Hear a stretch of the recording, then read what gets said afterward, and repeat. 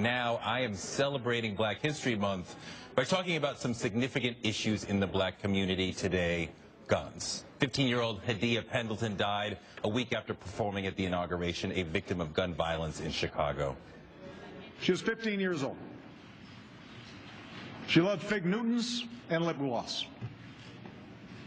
She was a majorette. She was so good to her friends, they all thought they were her best friend. It's so sweet, but in too many ways, her story is unextraordinary because Black America is plagued by gun violence. In 2011, the number of blacks under 22 killed by guns was more than triple the number of U.S. soldiers killed in Afghanistan. The number of black children killed by gunfire since 1979 is over 13 times more than the number of blacks lynched between 1882 and 1968. And since 1969, homicides involving firearms have been the leading cause of death for black males aged 15 to 19. That is the leading cause of hopelessness and nihilism and morbidity that we see in our young black men who feel themselves one step away from the grave every day. Perhaps more tragically, most homicides are intraracial.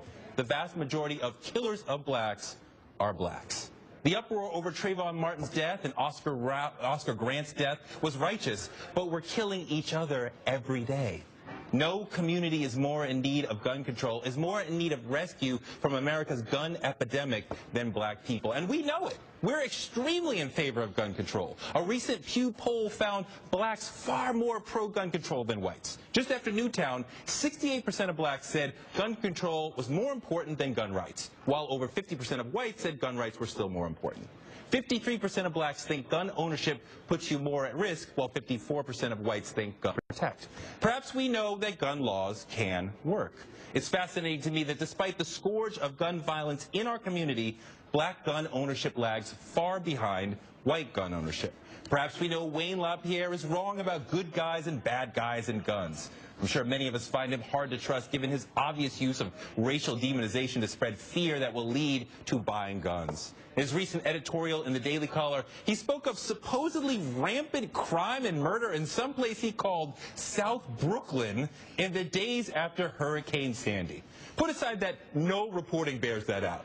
I live in Brooklyn, I have for a long time, and there is no place referred to as South Brooklyn. But I think it's safe to say that when he says that, much of the country envisions a place clogged with black people. Now, if Adam Lanza had walked into a black public school in this mythical South Brooklyn or on the south side of Chicago, we would probably not be having a sustained national conversation about guns. Adam just smushed the pain of the gun epidemic in America's face. But black people have been living with that pain for so long, we're numb to it. We're rightly outraged by interracial killings, but black-on-black crime is a far more prevalent problem. We need greater outrage over that. I say this as the son of a longtime gun owner who carries a small silver handgun with a pearl handle to keep him safe as he moves through Boston's black areas. When people say, "What has Obama done for the black community?" tell them whatever he accomplishes on gun control will disproportionately help us. Okay, that